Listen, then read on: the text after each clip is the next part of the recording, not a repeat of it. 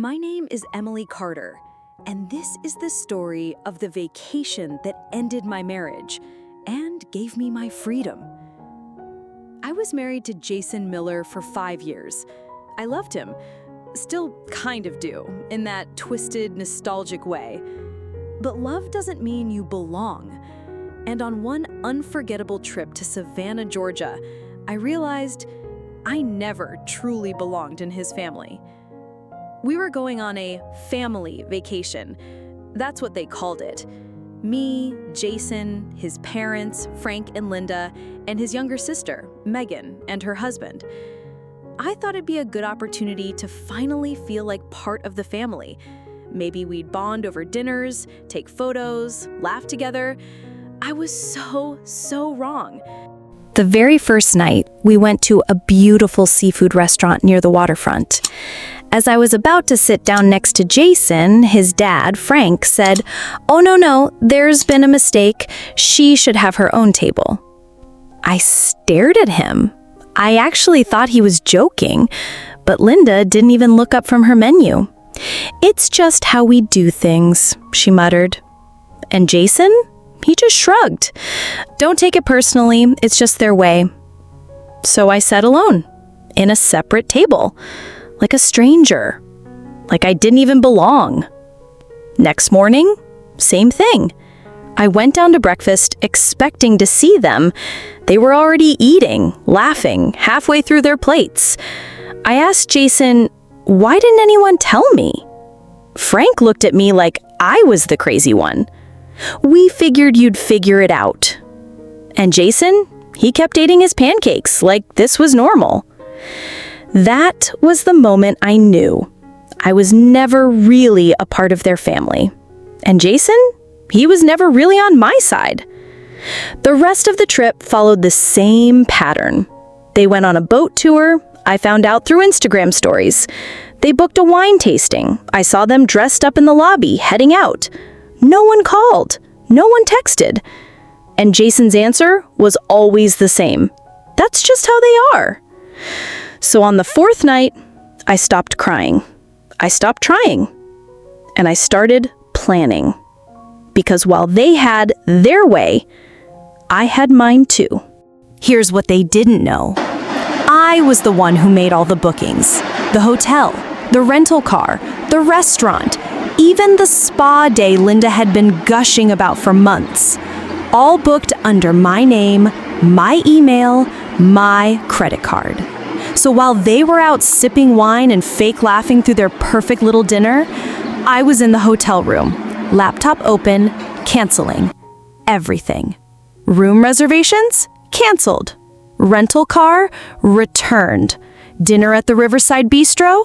Gone. Linda spa day? No longer happening.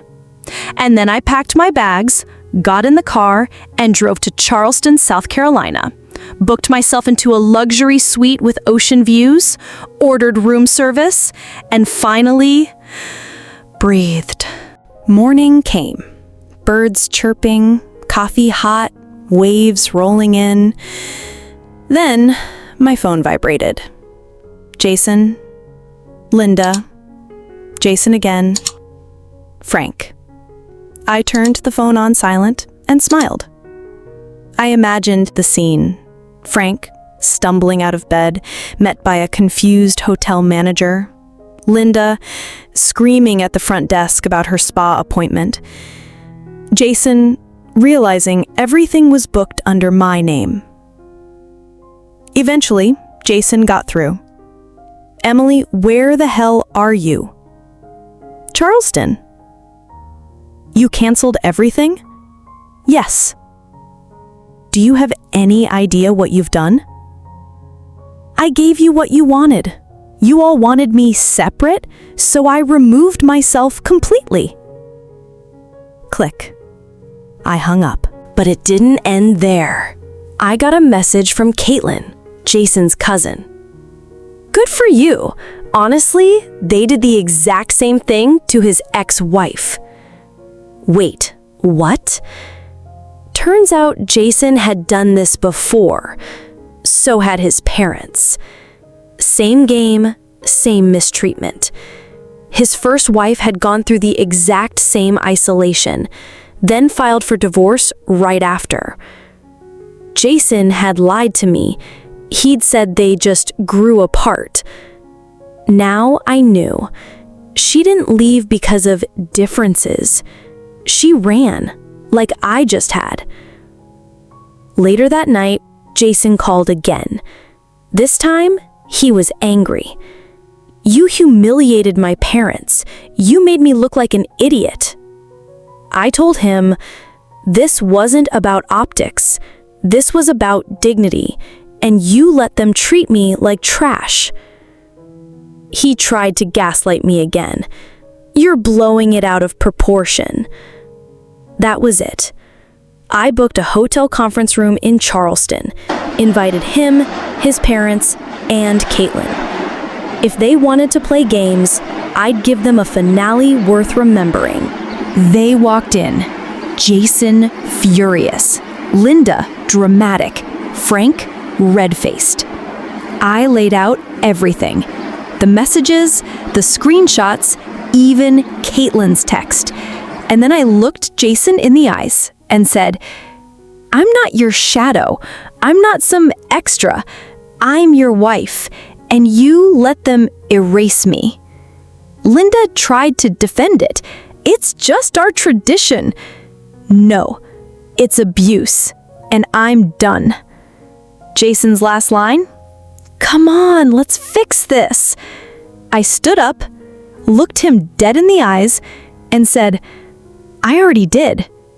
Then I walked away, and I never looked back. 6 months later, the divorce was finalized. A few weeks ago, Jason sent me one final message. "I get it now. I'm sorry." I didn't reply. I didn't need to, because for the first time in years, I was free. What would you have done if you were in Emily's shoes? Drop a comment. I'll be reading. And don't forget to subscribe for more real stories of heartbreak, resilience, and brilliant comebacks.